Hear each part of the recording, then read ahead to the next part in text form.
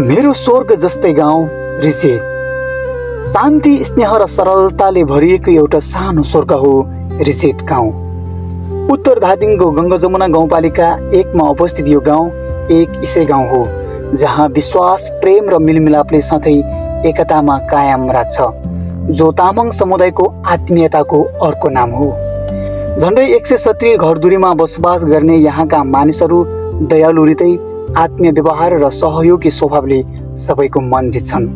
चौतर्फी फैलिएको गाउँ बस्ती, पहाड पर्वत, खोला नाला, हरियाली, बोट बिरुवा र वन जङ्गल यो गाउँलाई प्रकृतिको काखमा लुकाएको सुन्दर चित्र जस्तै देखिन्छ।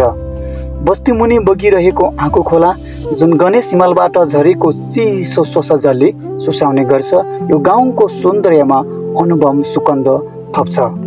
पसी खोला, अलङ खोला अनि वरिपरिका झरना, उकाली ओह्राली बाटोहरू र भन्ज्याङहरूले गर्दा रिसेत केवल बसोबासको ठाउँ होइन, प्रकृति र मानव आत्माको साचेत मेल हो। रिसेतमा आउने जो कोहीलाई यहाँको प्रकृति मात्र होइन, यहाँको मान्छेको मुहारको मुस्कान र मनको मिठासले बाँधेर राख्छ। रिसेत मेरो गाउँ मात्र होइन, मेरो चिनारी हो, मेरो गर्व हो।